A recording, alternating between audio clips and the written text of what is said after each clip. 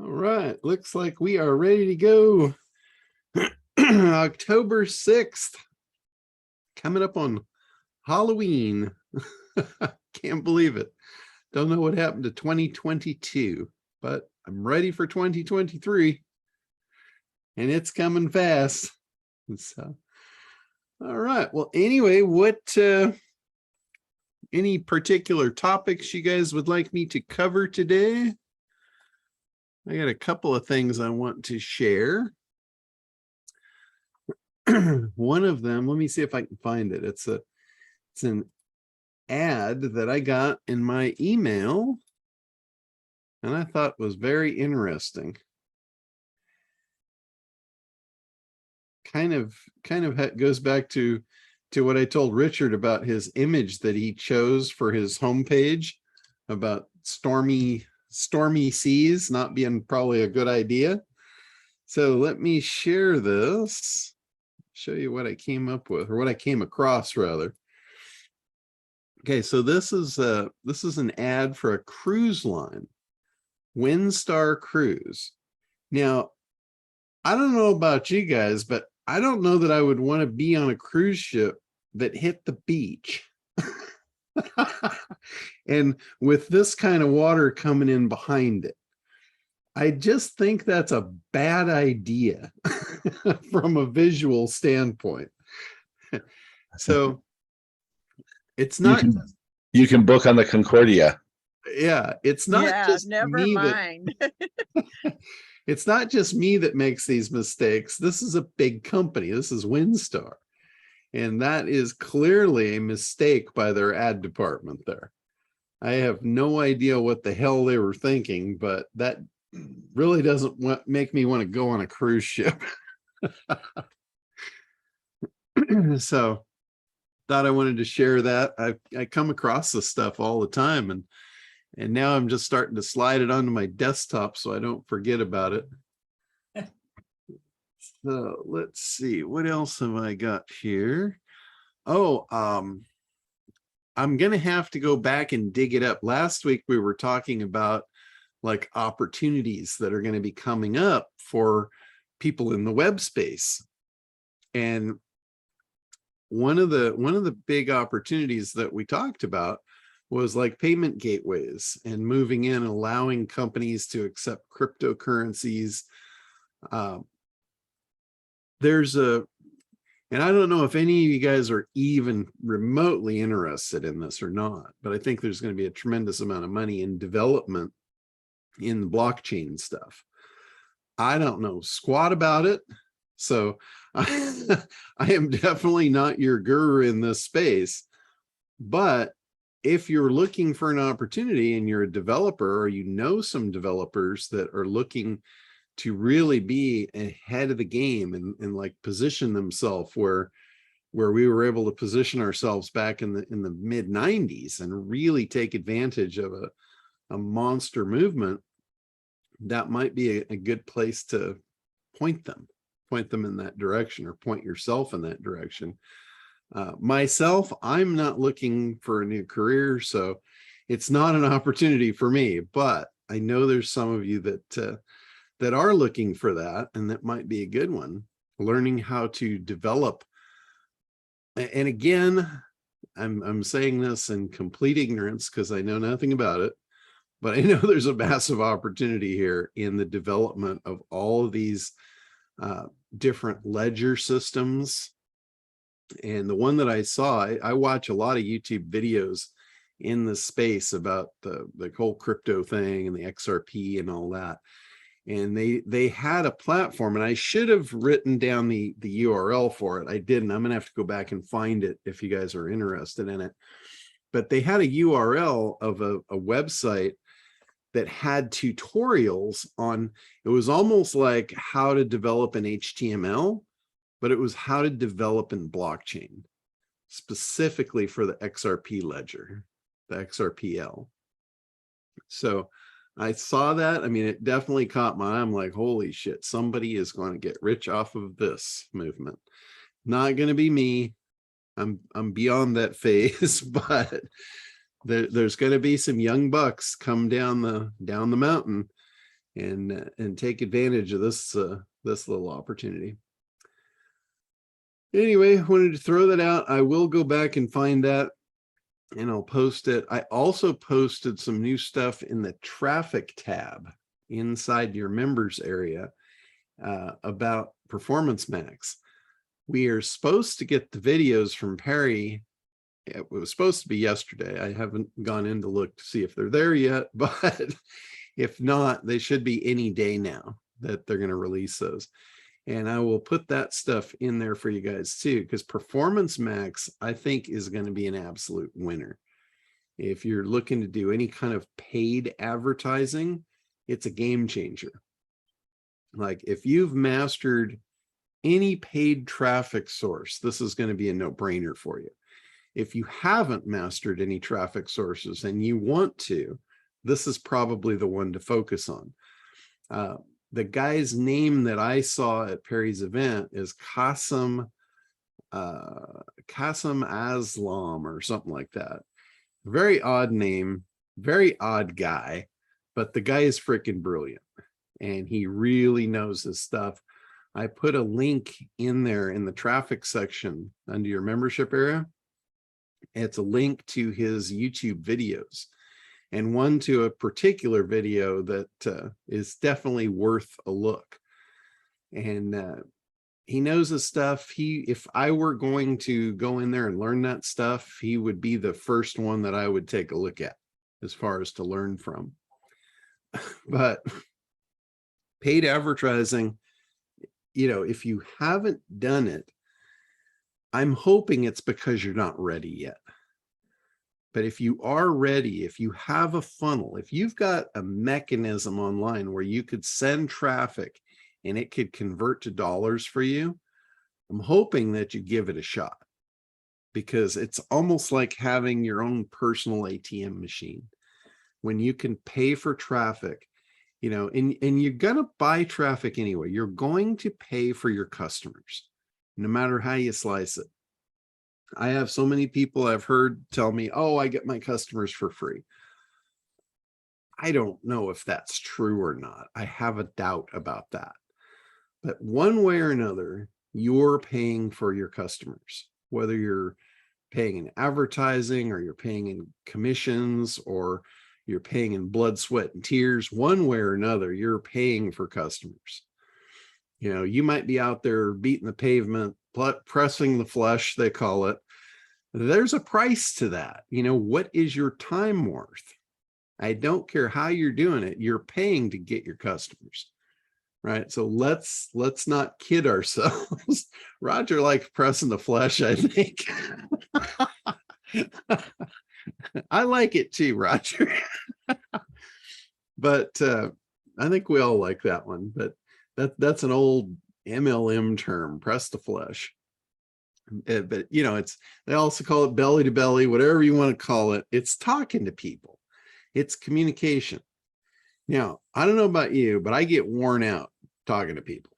I can't do that like day in and day out. If I had to give the same pitch to a different person every day, even if it was only one person, if I had to give the same pitch to a new person every day, I don't think I'd be able to get out of bed in the morning.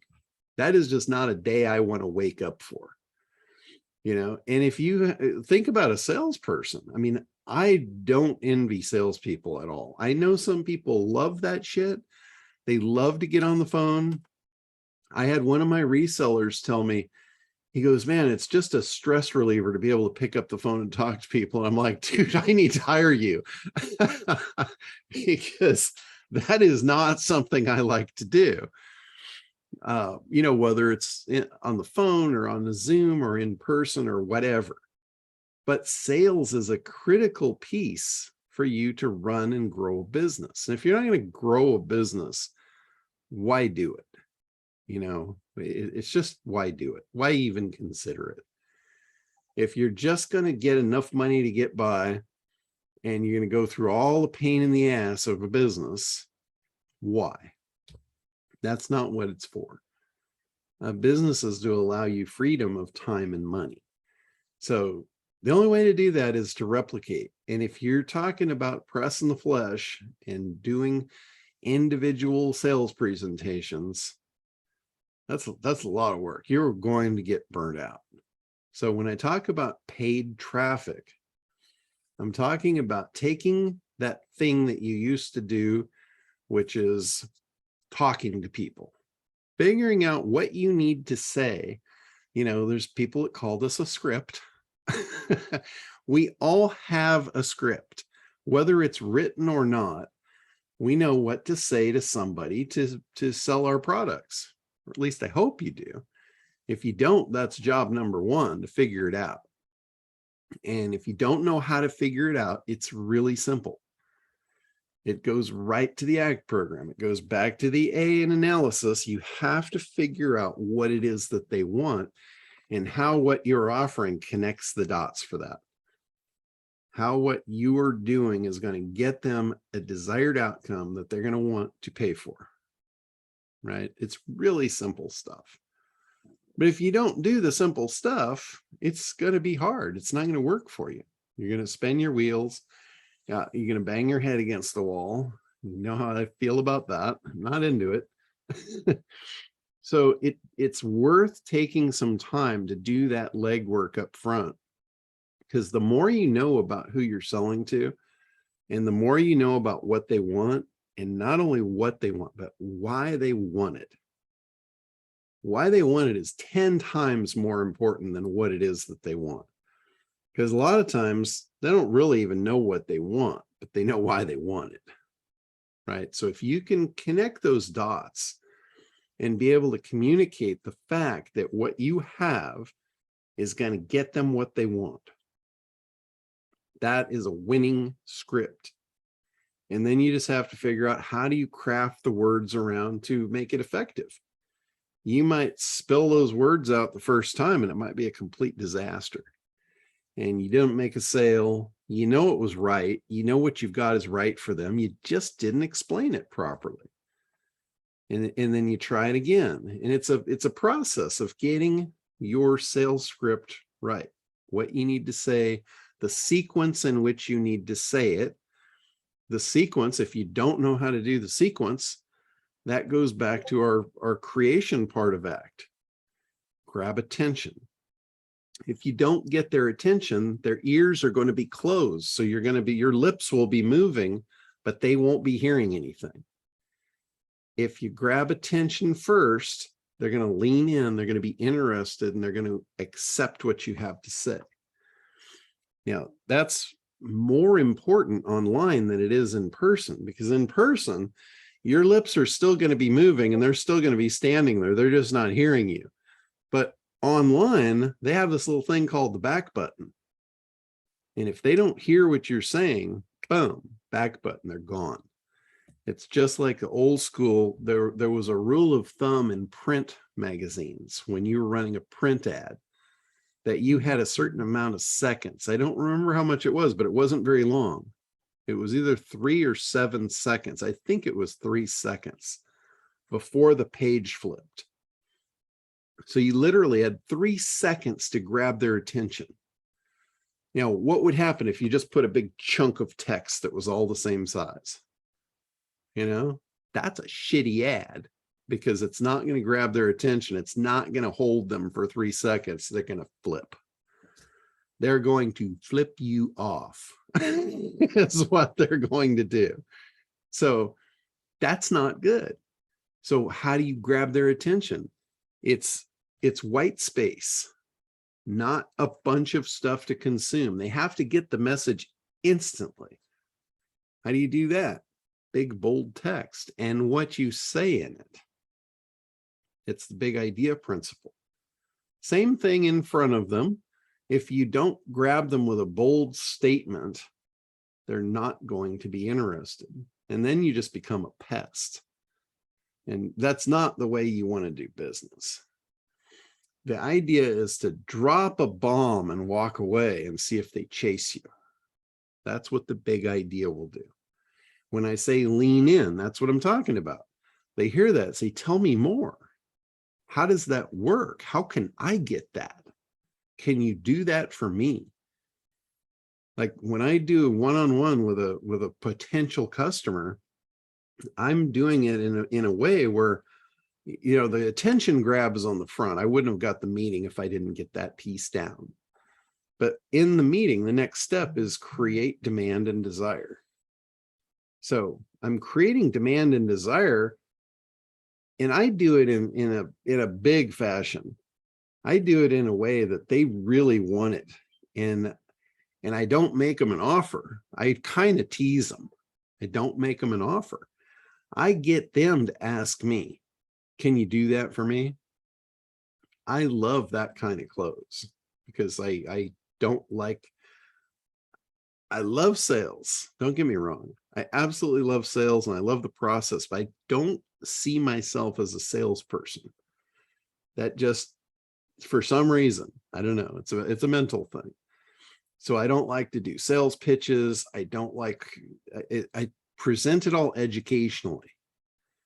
I educate them. I bring them to an awareness that they have a problem, and I give them solutions for it. So they know I've got the solution for it. I get them to ask me, can you do that for me? That's the way I've done it pretty much since the beginning. What I found when I went to online is that didn't really work too well online. Online, you got to have an offer. You can't get them because you don't have that two-way communication. They don't have, the only way they have the ability to ask you if you can do it for them is if you give them an order button, right? To give them an order button, you've got to have an offer. So my lackadaisical way that worked for me in the real world, it's hard to do in online space. So it's pressed me to be more like a salesperson when I'm creating my offers online, my webinars. I do a lot of webinars. I have to have a call to action. I have to present an offer. You know, I can't have a bunch of people on a webinar, leaving them hanging, hoping they ask me if they can buy, right? It's not the best way to go about that. So that's it. You know, the other thing is, before you make your offer, there's that one little piece of objections that you have to eliminate. In real time, it's really simple. If you ask them if they'd like to move forward and they say no, there's an objection in the way. If the objections are out of the way and the offer's right and you've made your offer, they should say yes. If they believe that that thing is going to get them what they want and it's all presented properly, the answer should be yes. So if it's no, there is an objection. Now, maybe you didn't give them enough space to air their objections before you made your offer. I know a lot of times a salesperson would say, do you have any questions? You know, they'll get to the end of their spiel. Do you have any questions? Those questions will reveal an objection before they make their offer. So that's kind of the way they do it in the real world. If you don't have that, then what you have to do, if you're doing it online, you have to anticipate what all the objections are. And as you're creating your demand and desire, you can subliminally address those, or you can come right out in the open and address them. You know, you hear marketers say, I know what you're thinking. You're probably thinking this is too good to be true. That's an objection. They're just bringing it right out. They're throwing it on the table. And how do you eliminate an objection? Claim, proof, benefit. You make the claim contrary to the objection. Then you back it up with a couple of proof points. That's not you saying it. It's third-party verification that it's true. Now it just became a fact. So most sane people won't argue a fact. And then you reattach the fact that this is now a fact and they can get what they want. The objection is gone. You reattach it to the benefit of what they want, why they want it. Now what you did was you took a little bump in the road and you used it to your advantage to apply more momentum toward the yes answer at the end. So there might be more than one objection. There's probably going to be more than one objection in any presentation. So you have to anticipate all the objections that could come down the pipe and build them into your presentation, just address them. And then when you get to the end and you make your offer, you should have a pretty good close ratio. And if you do, now you've got something worth sending some traffic to. And the best way to do that, I'm telling you, the best way is to pay for it. If you wait for organic, you're going to be waiting a long time to test it. Think about that. If you were going to do an SEO program and you knew it was going to take, 3 months to get you any kind of listings that's going to drive you any kind of traffic, do you want to wait 3 months to find out if it's going to work? What if it doesn't work? You waited 3 months to figure out it didn't work. Whereas with paid traffic, you can send 100 people at it in an hour. You can say, wow, that worked. Let's scale it up. Let's start our SEO. We know this is working. Now we can go in confidently and know that we want to spend money to drive organic traffic. But again, I wouldn't wait. If you've got a source of traffic that you can purchase and you can buy customers, why not purchase them right now? And spool up everything. Spool up your pay-per-click, spool up your organic advertising, spool up your video ads, spool up your social media to drive traffic to it. But anything that you do in the traffic arena before you've got something that's going to convert and you've tested it, you're wasting money. And when I say money, if you're wasting time, we talked about this. People say that they get their customers for free. They're spending their time. Time is money. If you don't value your time, you're never going to be free. Right? You might as well just go back and get a day job if you don't value your time, because that's what you're saying. When you give your time to someone else for a price, you're saying, I don't value my time. I want my time for me, not for some company that I'm making money for. Right? I've never been able to do that, by the way. So I say that without any experience whatsoever. I have zero experience at that. I just know it would do some serious damage to my soul if I had to. Luckily I didn't. Things in my life from the very beginning, I believe, were engineered. I think my father engineered me to be who I am. And I'm very grateful for it. I wish I could tell him that. I didn't realize it until it was too late. But I truly believe that. So, there's a couple of things that happened to me along the way that kind of, I think, prevented me from ever getting a job.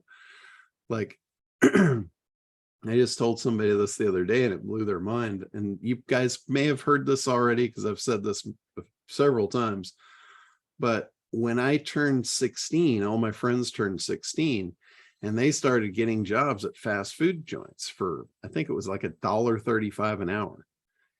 I had already been in business for 2 years with my brother, and I was making like hundreds of dollars a day as a 14, 15-year-old kid. So why would $1.35 an hour appeal to me? I have no idea, but it did. I turned 16. I saw all my friends doing it. I wanted to go be with my friends. So I applied at all these fast food chains where my friends were working, and nobody would hire me. I swear to God, I applied for every freaking fast food joint within 20 miles of my house, and nobody would hire me. I mean, McDonald's hires the handicapped, for Christ's sake. They wouldn't even take me. And I'm just like, what the hell does that say? That says I'm not supposed to be here, right? And I listened, and it kind of pissed me off, because as a 16-year-old kid, you want what you want when you want it. And the thing I wanted, I didn't really want the job. Here's an important thing to learn. It's not necessarily what you want, it's why you want it. I didn't want the job. I wanted to be with my friends. That's why I wanted the job, right? I couldn't give a shit about the job. I just wanted to be with my friends. So think about that when you're creating your sales presentation. It's not what they want, it's why they want it. If you don't get to the why they want it, you're going to miss the mark on your communication. Because back then, if you would have talked to me about getting a job, I had no interest whatsoever in getting a job. But if you talk to me about how cool it would be to work with your friends, be with your friends all day, you would have had me. You would have sold me. But you weren't selling me on the job, which that was the thing. It's not the thing that we buy, it's what the thing does. Hey, John, I have a question. Okay, go for it. So given what you just said, made me think of something. So is it improper or is it okay? I don't know if improper is the right word, but is it then okay to, when you have a group of people in front of you, I can't imagine this being a large group, but let's say you have 10 people in front of you. Is it okay then to ask them why they want what they want, and then why they want? Is that something that you can bring into the conversation, or is that not something? Well, one thing, here's another thing I was taught from a very young age. Don't ask a question you don't already know the answer to. Okay. You should already know the answer to that when you're in front of the group. Well, I was thinking in terms of, this, for example, this live event that I'm doing. Now, there's going to be some people who registered, and I don't know their why. Okay, so here, let me give you you see what I'm saying? Yeah, let me give you a good example of somebody I saw do that and get away with it. And it worked really, really well. It was a highly engineered question, though. You can't just ask them, why they want something, because they probably don't know. Sometimes they will, sometimes they won't. But here's one that I heard that was really, really effective. And when I heard it, I'm like, holy shit, that's really good. And what they were talking about an opportunity where they were going to make, $10,000, right? And it happened to be, it was a real estate seminar that I went to. I went to see what they were talking about, what they were doing. It was real estate investing. And the question to the audience was, after they had made the assumption, they threw it out. The promise was, you're going to make $10,000 in one transaction that you could do in the next 30 days, right? That's a pretty damn good promise. Immediately your mind goes, yeah, that's bullshit, right? So instead of allowing that to come in, the guy immediately cut it off at the knees. He didn't give him time to object to it. He told him what was going to happen, and then he asked him a question. What would you do with your 10,000? And it's like, holy shit, that was a really good redirect. And then he started seeding him. And he said, some of you probably have some debt. Probably like to just get rid of that, right? One shot, boom, right? Some of you might want to take a vacation.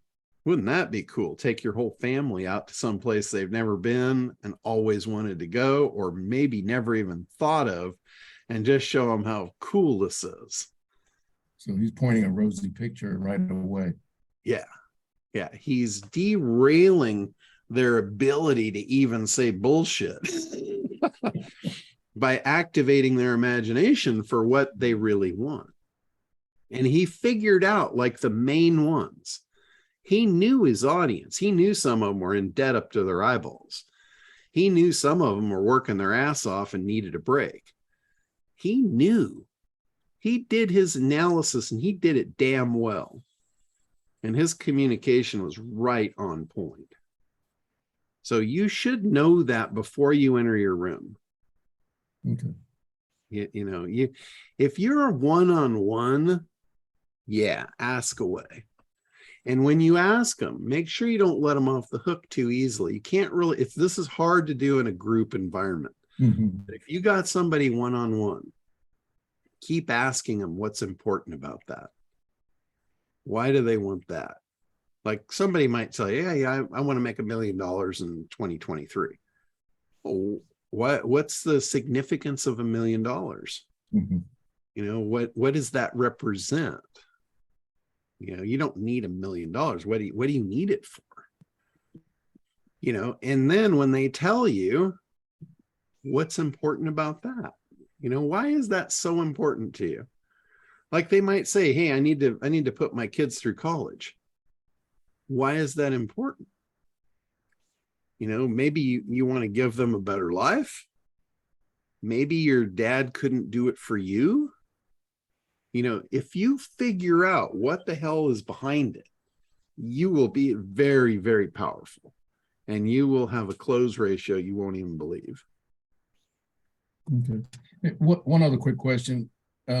With a small room environment, what would be the best way to bring in virtual guests? Would it be to set up in a webinar format or a meeting format like we're doing now?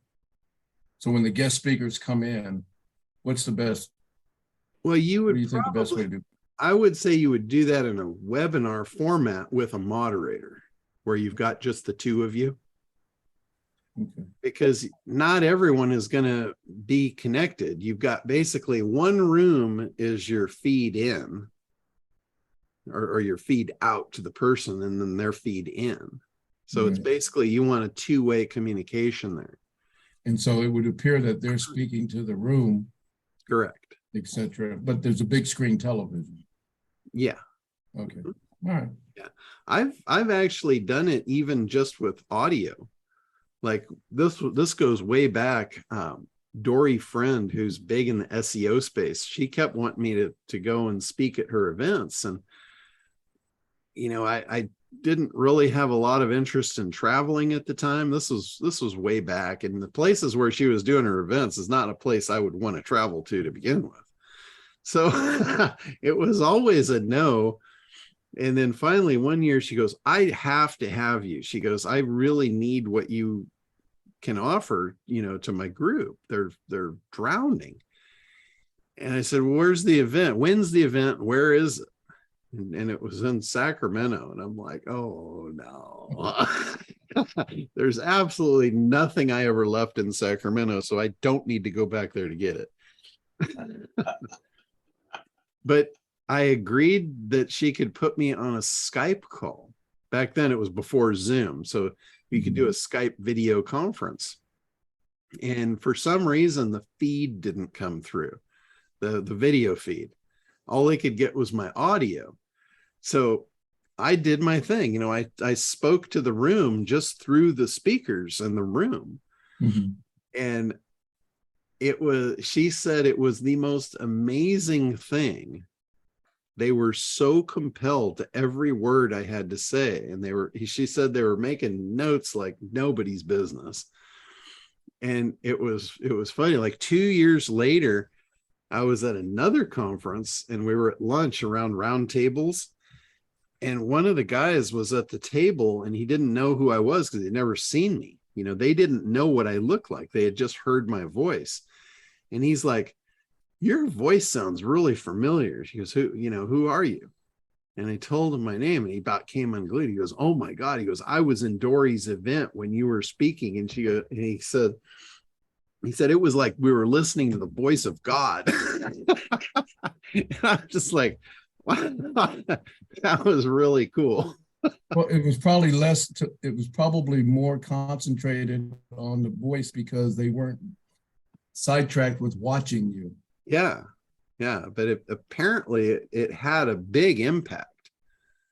So don't get too caught up. It's the communication. You know, they talk about visual as a lot of communication, but that particular case, I found that just the verbal of it really made a big impact on a lot of people. Okay, I'll keep that in mind. We'll go visual this time. Yeah, absolutely. But if something goes wrong, it's another key point when you're doing an event. If something goes wrong, you need to just roll with it.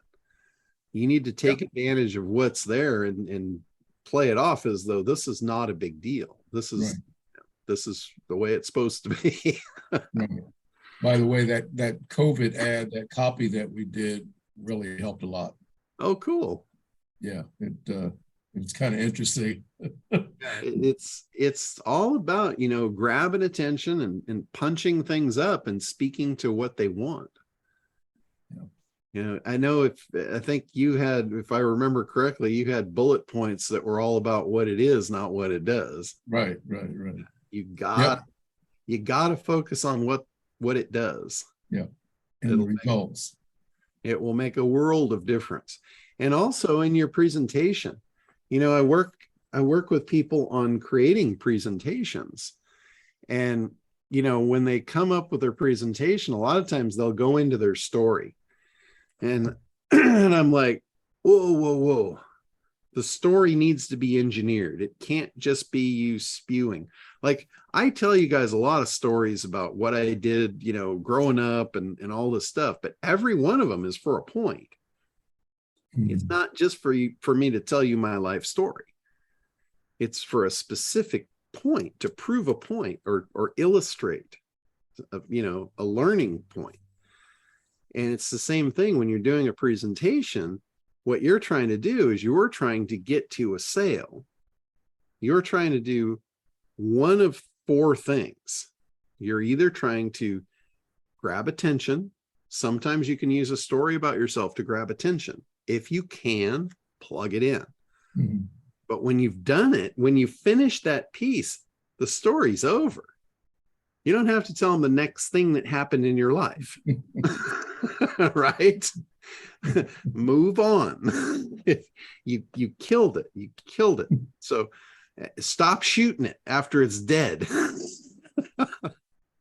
You're just wasting ammo. Move quickly to what's in it for them, right? Exactly. You know, the next thing. So grab attention. If you got a story, plug it in. If you don't, just grab the attention and move to the next piece. That's create demand and desire. Same thing. If you got a story that's going to create demand and desire, plug it in. Trim it. Trim the fat off it. Mm-hmm. You know, people have a very low attention span. So you got to get to the point quick. And eliminate objections. If you've got a story that eliminates an objection, again, plug it in. You can tell multiple stories about yourself throughout your presentation. Just forget the life story. Right. Don't drag them into a 20-minute story to illustrate a point. Right. I see so many people that do that. This happened. This happened. This is what I learned, and you can do it too. Yeah, it's just to the point. Yeah. But you know, and the other one is your offer. There's rarely, I mean, you can always craft a story into anything. But your offer, you don't really need stories in the offer. The offer is pretty much, hey, you know, here's the deal. It's decision time. Here's what I got. Mm-hmm. You already know what it's going to do for you. Here's what I want you to do next. So speaking of offer, let me ask you this final question. I promise. I've heard people, because I'm struggling with, you know, with the event and what is the offer.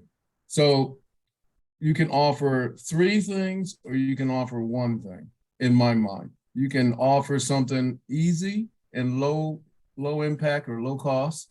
So the skeptics, you know, who haven't worked with you or whatever, they might latch onto that. And then maybe a medium-based price offer, and then a higher priced offer, or you can just offer one thing and that's it. But what do you recommend? Is it a one-shot deal, or is it, hey, if you're not ready? Yeah, a multiple layer offer is going to be confusing. Okay. Because, you know, you'll have different people going down the line and they'll be sold on one of the levels that you're moving towards. Mm-hmm. Right. And then you make the offer and it's 3-part. Now they have to make another decision. Okay. So you're confusing the matter there. You'll probably be more effective with one offer. Now, as to whether it's a low, medium, or high offer, that really depends on where they are in the process. Mm-hmm. Now, I've seen presentations. You can do a 1-hour presentation and you can get to probably a $2,000 offer real easily. I've done it. I've seen it done. You can pull that off. 1 hour is about all it takes. I've seen it over and over and over and over. So that one's proven. If you're trying to do a 10 grand offer, then what's going to happen is you don't want to try and actually sell it at the first deal. Right. What you might do is you might figure out, you're prospecting, you're figuring out, and then you put them on the phone with an actual salesperson that closes the deal. Mm-hmm. Because a $10,000 offer in a group environment's little harder to pull that one off. Not that it can't be done. I've seen it done. I've seen it up to, what was it? Lisa Sasovich, she sold $100,000 offer, and she had them storm the back of the room. It was flat out diabolical the way she did it, and made me want to just slash her throat for ripping people off like that. But I've seen it done. Yeah. I'm not even there. I'm not there even mentally yet. I have to cross that hump. But I was just curious, how should I? Because that's what I'm working on now. What am I really trying to do? Originally I was trying to, before COVID, I did a local live event, and then COVID hit. So there went the momentum. So I'm really trying to get started again with live events. Sure. Doing small first, of course. Yeah. And a live event is no different than a Zoom event. Right. A Zoom event is a live event. It just, the only difference is their level of commitment. Mm-hmm. Their level of commitment is a little higher when they actually have to drive to a place, right, and really commit to the time. And then you do get the dynamic of the interaction is a little bit more powerful. Mm-hmm. Here's something I've seen work really well in the real world, and I haven't seen this done in the online space, and I know it would work. They'll do a free event that you have to pay a seat deposit for, and you get it refunded when you show up to the event. I think that's a really good idea for virtual events too. I just haven't seen anybody do it. Not to say that they haven't, I just haven't really seen that. I haven't seen that either. I know that when we added the guarantee in there, because really, I just wanted butts and seats. When we added the guarantee in there as well, that made a difference, I think, too. Yeah, because I know Matt Brawning was really successful at that. He did a $97 seat deposit. And basically, he would have a check with your name on it sitting on the registration table. So when you register, you pick up your check and you got your $97 back. And it blew my mind how many checks were left on the table. I mean, there was thousands of dollars worth of people that didn't show up to get their check. So Russell Brunson's done that online. Has he? Yeah, Gregory said that Maverick Millionaire has done it as well. Yeah, I know him. So, in fact, I paid for one of his events, and I haven't even gone to it yet. So anyway, it's something to think about if you do virtual events, because it really sucks to put on an event, whether it's virtual or live in person, and have people not show up. So it sucks a little less. It takes a little of the sting out of it if you at least get paid for it. Right. Like, that's a good point. Everybody wants to pay you to show up and do something where you don't have to do anything. That'd be an awesome day, right? Do that all the time. Yeah. Let's do that every day. All right. Well, thank you. Yeah, absolutely. But definitely something to think about. John, the reason the people won't hire you is because you're not conformative enough. Well, I have no doubt about that. I kind of got to that conclusion later on in life. They're like, they didn't want any part of me. They knew I was not going to comply. That's too funny. Yeah, if you're interested in things and how things work, that's why I've had fewer than 24 months of W-2 income. The longest I ever lasted at a job was 90 days, because whenever that circuit board lands in front of you, you got to do 4 operations and hand it to the guy to your right. And I was always looking at the guy on the left, wondering what he was doing before I got it. I wanted to see what the guy after me did. I was just, I didn't care. And everybody was afraid I was after their jobs. In 4 times in 4 different industries, I said next. Yeah, I just can't imagine doing something repetitive, and it was like I got to see that as an example too, because my dad went to a job every day, Monday through Friday, every day. He got up, went to the same place. I have no idea what he did, but he went to the same place. I'm assuming did somewhat of the same thing every day for 35 years. That's the example I got to see. But I know many, many times he told me that this is not the way to go. And he would always help me in business.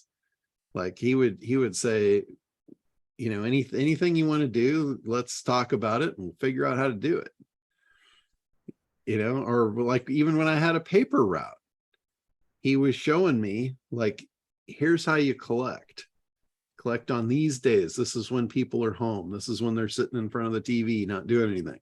Don't waste your time going on a Saturday when they're out doing stuff. You'll waste your time. He said, go at 5 o'clock right before dinner. They'll want to pay you and get you out of their hair so they can get on to eating. Right? He gave me that logic. So, but he did that in a lot of things, business wise. And it was funny because he never had a business. He never did a business on his own. When I got older, I several times, brought up opportunities for him to do business things with me, and he never had any interest in it. He was set in his ways, but he didn't want his ways to be my way. And I'm very thankful for that. Incredibly thankful for that. So, yeah, Gregory, my grandfather was an executive. That is correct. An executive in the Union Oil Company. So my grandfather on the other side was the entrepreneur, but I didn't really know him. He passed away when I was pretty young, but he definitely had the entrepreneur blood in him. And somehow that spilled down and ran through my veins. So I got it from somewhere. But the examples I got versus the lessons I was taught, completely different. Completely different. So, all right. What else do we want to cover here? I think I've drilled in enough about how important traffic is. If not, let me give you one more thing about how important the traffic is. And, we started talking about you pay for your customers, right? Think about your customers as an investment, because in business, here's the thing with business. In business, you're buying something for X amount of cost to resell it for a higher X factor, right? And the profit in the middle is what you get to keep. In a day job, you trade your time, which is an X factor, for what they pay you, which is hopefully a higher X factor. Hopefully you're getting more money than your time is worth. To me, that's not possible. But hopefully for you, you are, and that's your profit. That's what you get to take home.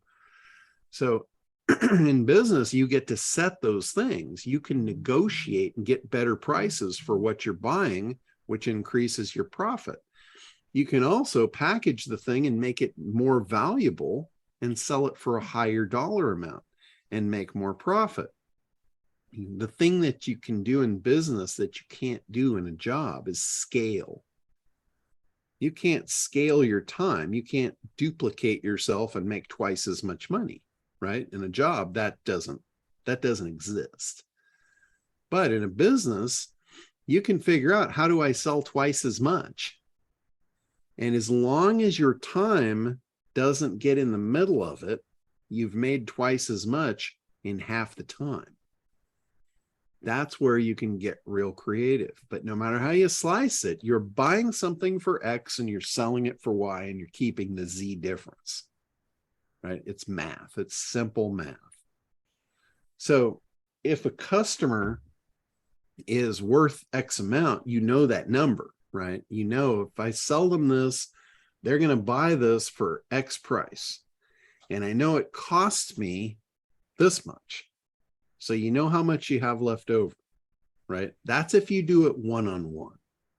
So let's say you buy the thing for $100 and you sell it for $500. You get a $400 profit. And that's with you making the sale. So you got to factor in, you know, how much of that 400 are you going to pay yourself to do that dirty work? I call the sales the dirty work. That's the hard stuff, right? The stuff I don't want to do. So what if you pay yourself $100 to make the sale, right? So now really the thing costs you 100 and you're paying yourself 100 to make the sale. Now you've got a salary out of your job that you created for yourself, and you made your business made $300 profit.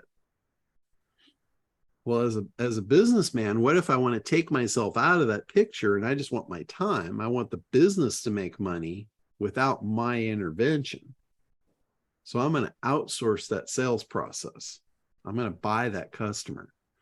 And if I can buy the customer for $100, I just factored myself out of the equation.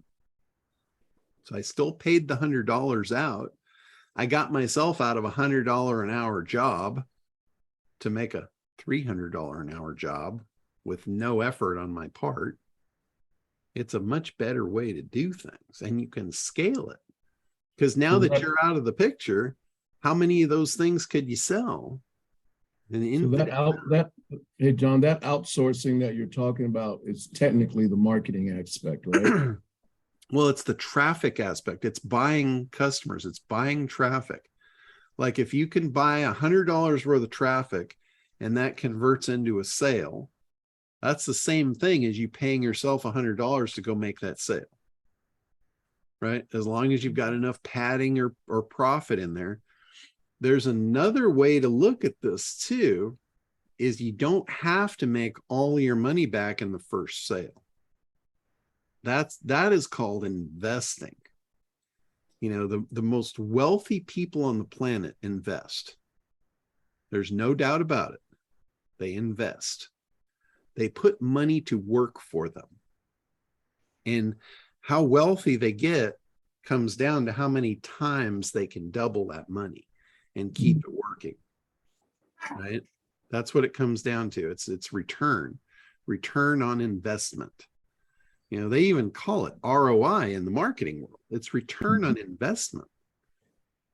Now, I'm not talking about investing in an education or investing in somebody's product or something like that. I'm talking about money going into advertising to create a sale and actually return an investment.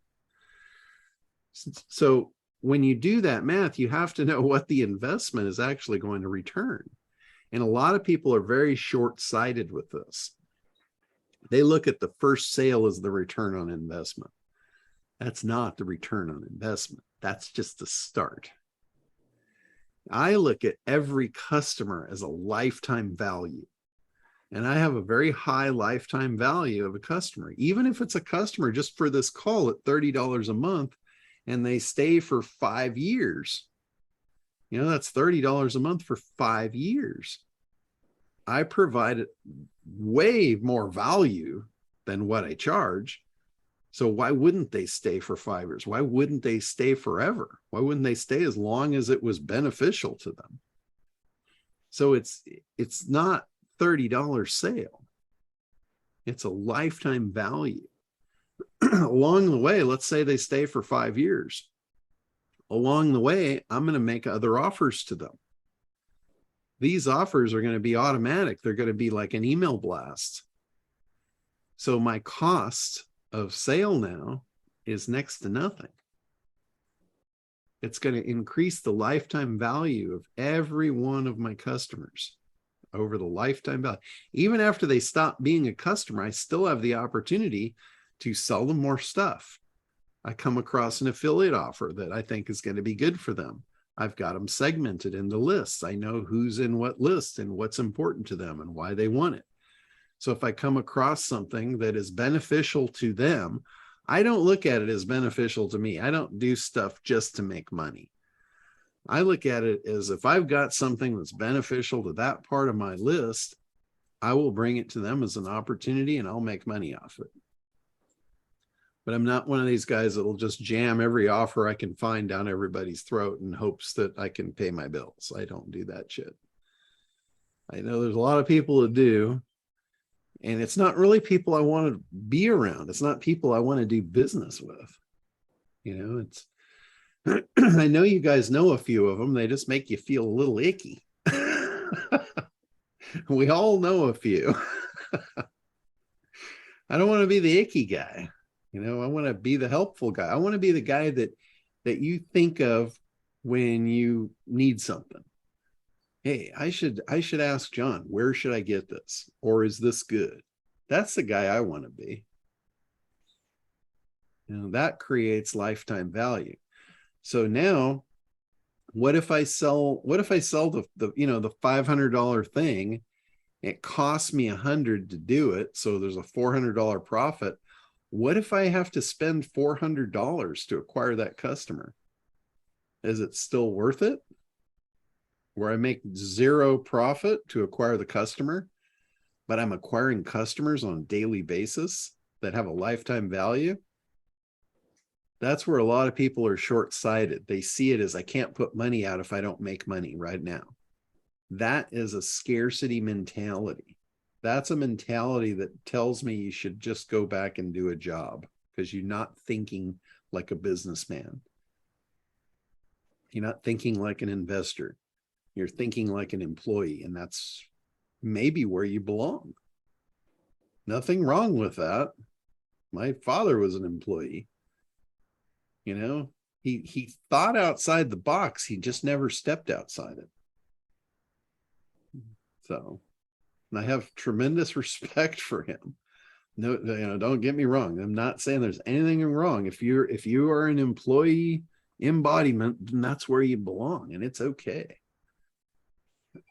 But if you're not, then I encourage you to start thinking like you're not. Start thinking long term. Start thinking investment. You know, think about who you know, who do you want to buy? Who do you want to be in bed with for a lifetime? You know, and create a good experience out of it for both sides. You know, it's not always just about you benefiting. It's about you providing benefit for others. So that is just, you know, the way you should be thinking about it. In my opinion, there's a lot of people that don't share my opinions, and that's okay too. It's just, I know who I like to do business with, and they're all very much on the same plane. I know I've worked with a lot of people that are not on that plane. Over the years, I've learned from some of them. I've paid some of them a lot of money, but they're not going to have me for a lifetime.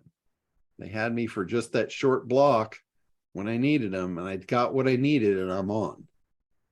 I'll never go back to them. I'll never send anybody to them unless they specifically need what I needed out of that, and they'll say, okay, here's the deal. Get what you get and then run. So, all right. Anything else we want to cover today?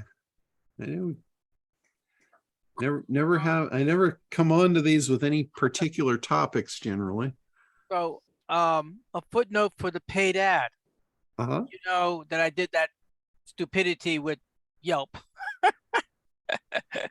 Yeah. That was a learning lesson for you guys. Don't bother. Yeah. Yeah. Smart. Yelp. I kind of had that feeling when you were telling me about it. That's why I told Yeah. you what I did, but Yeah, I but think it was you too know, late. but that's okay. I mean, the thing is, it's a learning lesson to share that I signed up for Yelp Business, and Yelp Business is that they promote you to their community, and I got 10,000 impressions,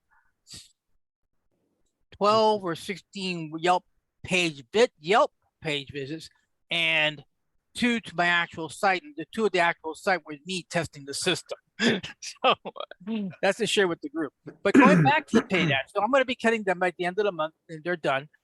But the point is that we talked about this earlier for my CT operation. Now we're going to be looking at the paid ads for YouTube.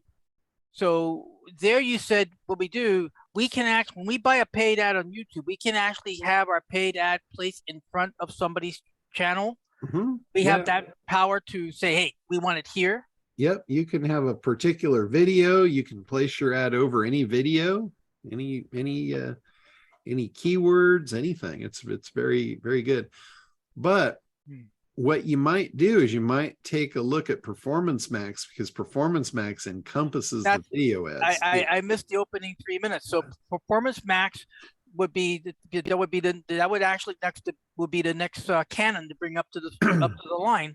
Yep. So get rid of Yelp at the end of the month as promised. You and I have a meet on Monday on our one-on-one, and then we can discuss Performance Max and how to set that up and get that ready to roll by November 1st. All right. Yeah. And for anybody that missed it, in the traffic section of the ACT program, I put some information about Performance Max in there in a couple of videos. So all right. So that would be the next movement. All right, Yep. I'm going to clear that up and be ready for it. There was something else that was coming to my mind also was that thing with Yelp.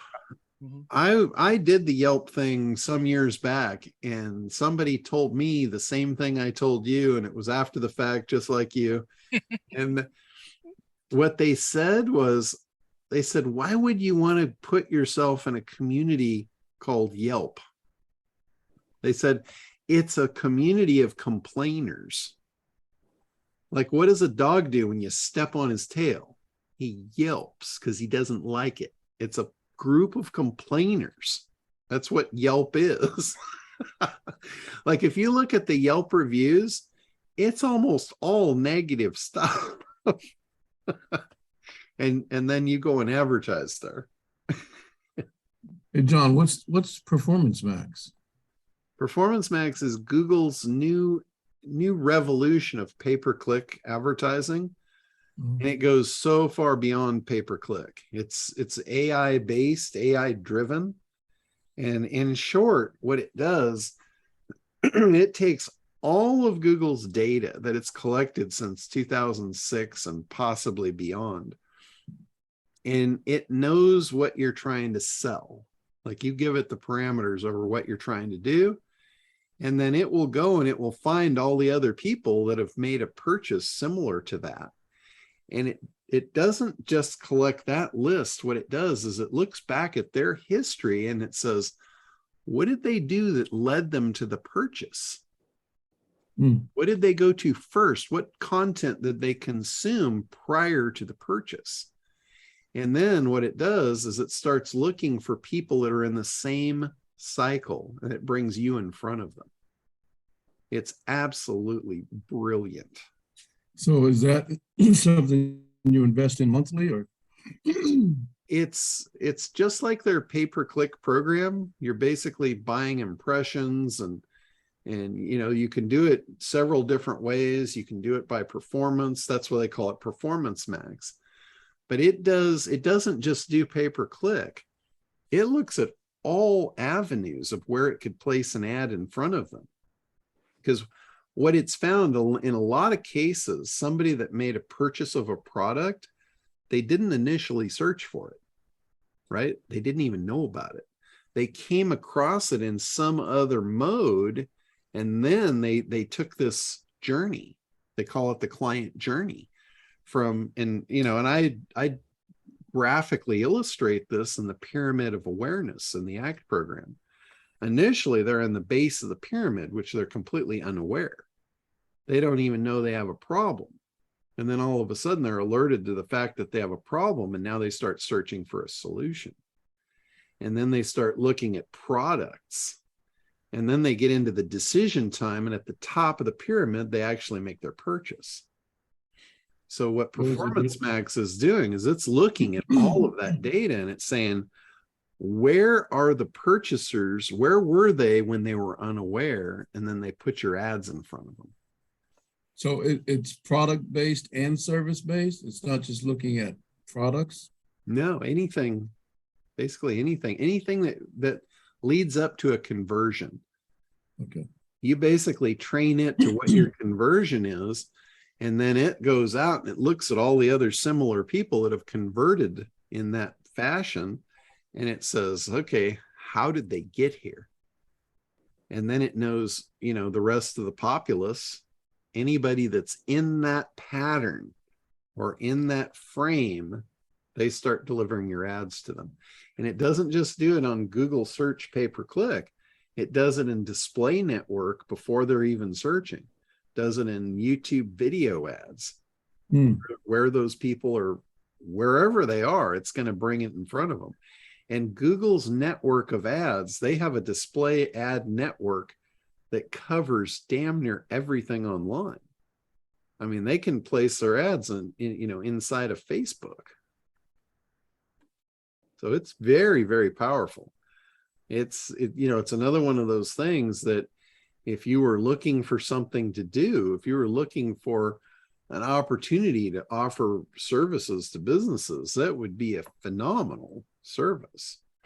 If you got in there and really figured that thing out, like the guy that I put up in the YouTube video inside the members area, that's what he's doing. He's got an agency. He's got people that are setting these campaigns up, charging a bunch of money to do it. And they're very effective.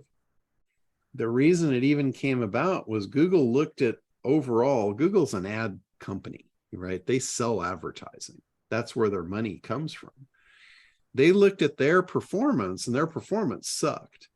The average person that opens a pay-per-click account, 90 days is their life cycle.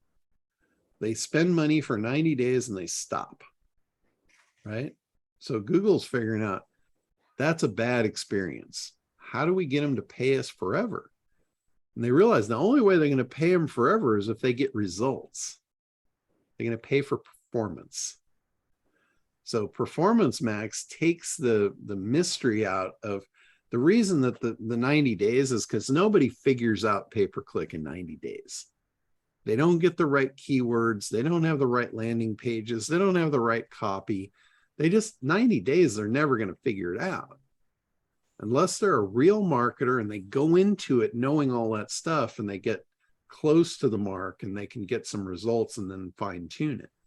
Most people aren't like that. Most people don't know what the hell they're doing. They they get the idea, I need to buy some traffic. They go blow their money and the money's gone. 90 days later, they're like, okay, that's enough of that. And they stop. So that's where Google said, we need to make this easier. We need to make this a no-brainer so they can get some results and scale it up and pay us forever. So that was kind of the premise of where it came from. But it's absolutely a brilliant thing. And it gives you access to things that you just shouldn't have access to. So skip the pay-per-click and go right to that if you're going to pay for anything. Yeah. I would learn what you can about that and start playing in that arena. Do you think that that's going to doom the standard pay-per-click here in the near future? I mean, how much does on the client side, how much education on the client side is necessary for Google Max to start outperforming the pay-per-click, assuming they've already got some results that they consider acceptable? That's the thing. I have no idea. That's why I put those videos up from Chasm. You should learn from him all about this thing. I know enough about it from the presentation I watched from him to know the rough, bare bones framework of it, what it is, how it works, and that it is going to be phenomenal. It's like anything else, though. You're going to have to spend enough money with it to get it to figure its thing out.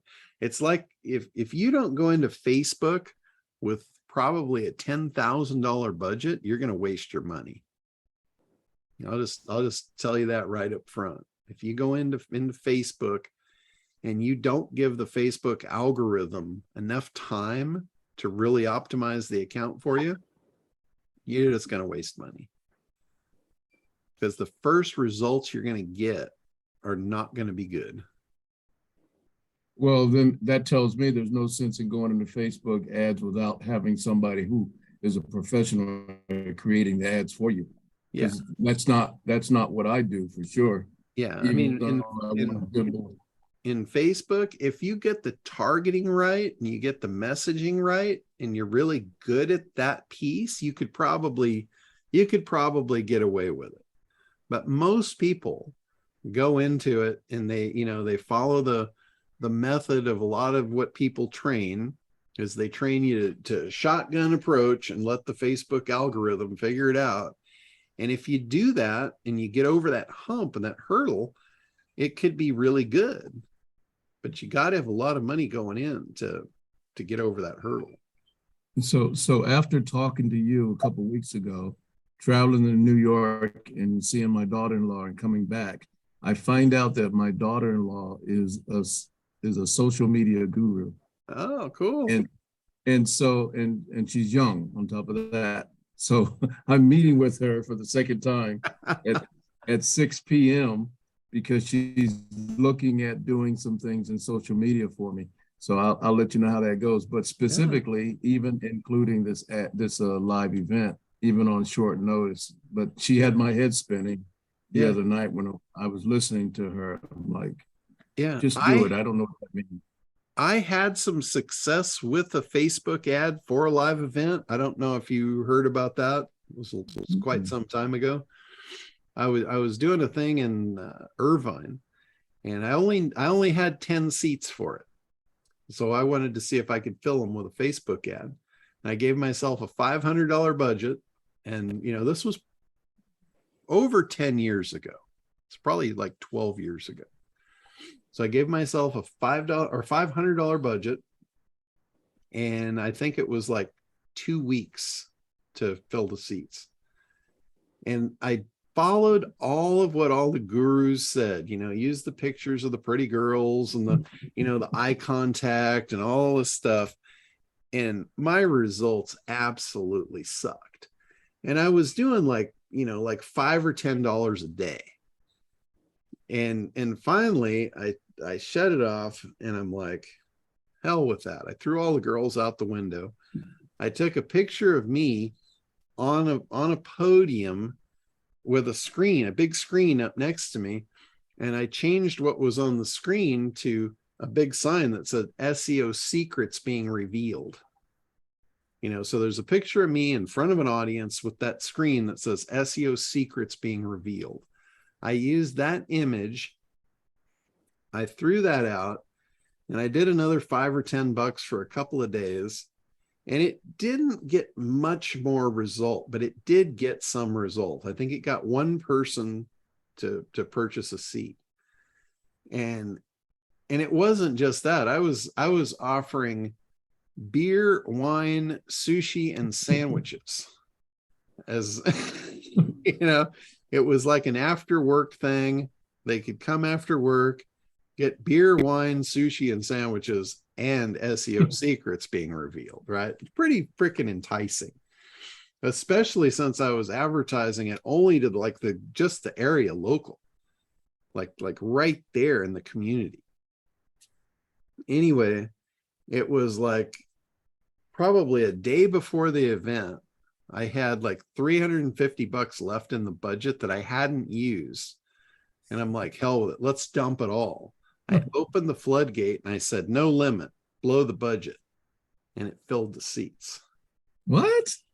It was a big difference between unthrottling it and doing $5 or $10 a day. I never would have got to the point where it would have figured it out with the $5 or $10 a day. Interesting. So, but it was the image, you know, I firmly believe it had a lot to do with the image too. Mhm. So, you know, the whole disbelief of, you know, okay, you got this thing, SEO secrets, what's the girl got to do with it? You know, Yeah. Here you've got, you know, the guy that's actually going to give you the secrets, showing him doing it, and visually, you know, the whole visual of on the screen, SEO secrets being revealed. It's kind of like a secretive type thing. So that was what I did, how I wound up pulling it off. So the moral to the story, whether it was then or now, is you can't do $10, $20 a day. You have to actually dump it. Yeah. Yeah. You really need to commit to it. And you also, if you're going to commit to it, you've got to have the messaging right. Right. Because that's just like suicidal to dump money into a bottomless pit. Right. You want to make sure that all the holes are patched on your bucket before you start pouring water into it. Makes sense. Yeah, absolutely. All right. We're going to wrap on up here for this week. And next week, I'm going to be at Craig's supposedly last event. I don't believe it, but I'll be there too. And so I'm probably going to pass on next week's call for that, because I'm in his mastermind thing on Tuesday and Wednesday, and then Thursday, Friday, the next thing. So I don't really see how I'm going to pull this off and do another call next week. So we'll probably pass next week and we'll have Black Thursday. Well, John, you know, the Thursday we start at 3:30. It's not a 9:30 start. It's a 3:30 Thursday, 9 a.m. Friday and Saturday. Yeah, but Yeah. the mastermind is in the morning So until 2. Yeah. the Thursday mastermind, yes. And I'm not going to do that, right? Yeah. Oh, wait a minute. The mastermind starts at what time? It's 10 to 2 10 to 2 Oh, on okay. or 9 Thursday. to 2 Thursday. Yeah. Oh, okay. All right. Yeah. So it's going to be a full week of Craig next week. Yeah. Yeah. Going to be full of Craig. Full of Craig. We're all going to be full of Craig. Absolutely. Well, I'll see you there, and then we can maybe have a coffee or something and talk a little bit more. All right. Sounds good. Well, you guys have a great week. You And guys have a John, great weekend. Thank we you. will talk to you week after next. John, I got one last clarification that you, the guy that you were impressed with the Max program, you said that information is in the member or the resellers or members area. In the members area under the traffic tab on the pay-per-click page. Okay, and then is Perry's stuff related to that, or is that something completely different in a different place? Perry's stuff, one of the sessions is related to that, and I'll probably put that in the same page, but I don't have that one yet. So. Thank you. Hey, John, did you go to traffic and conversion this year? I did not. I passed on it. Oh, so where did you see Perry, or was that somewhere else? This was a live event that he put on himself out in Las Vegas. Oh, It was a few weeks ago. It was specifically just about traffic. is that where you were talking about meeting a YouTube guy too? Yeah. Alex something? It was absolutely phenomenal. Yeah, the event he put on was absolutely phenomenal. Interesting. Did you talk about that in a previous call that I may have missed? Yeah. Several people from our group actually went, and I think a couple more bought the virtual event, but I actually went live. First time I've been in Vegas in a few years. Yeah, I was in Vegas 2 weeks ago also for an Amazon seller conference. Oh, okay.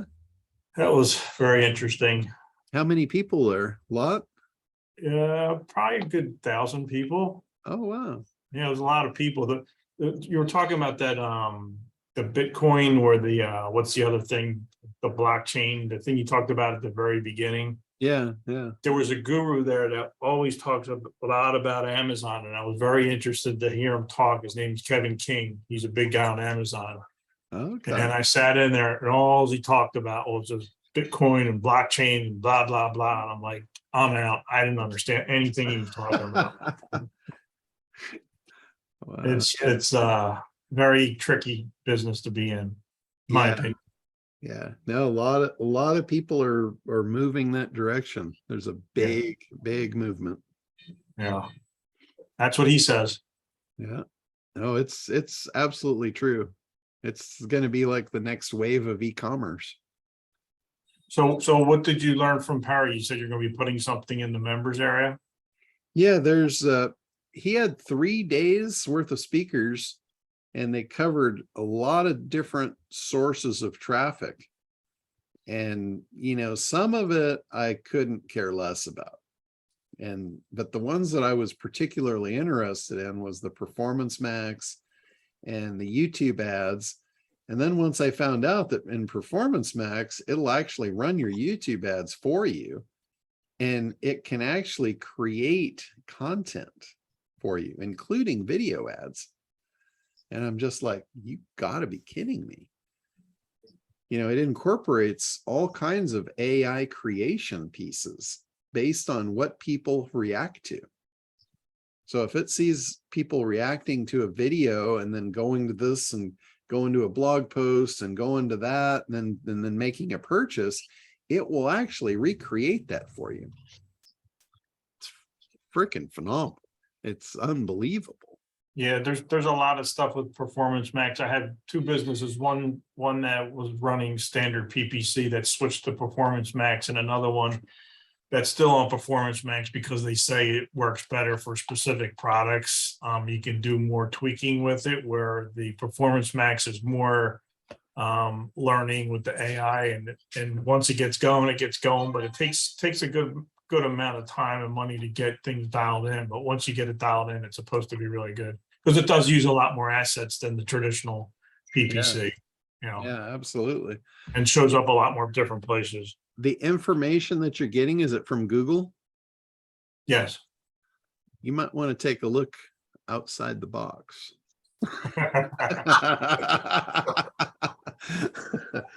Yeah, I know.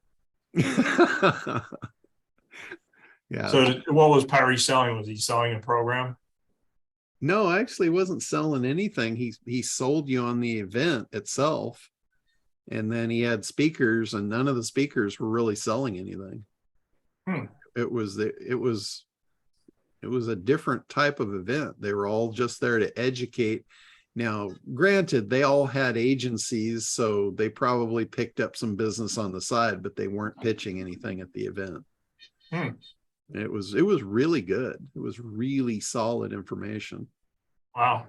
Like even the stuff I wasn't interested in, it was solid information. It just wasn't in stuff that I care to play in. You know, I have no interest in doing TikTok ads and shit like that. Not to say it can't be effective or, you know, whatever, but Come on, John, you don't have a TikTok account with your fireworks displays? no.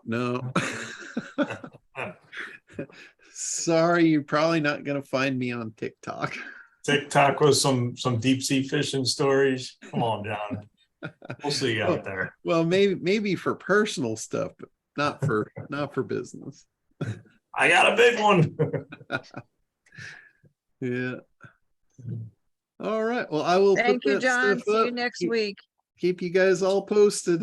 All right, sounds good. See you, John. Okay. Be well. Bye-bye. Bye.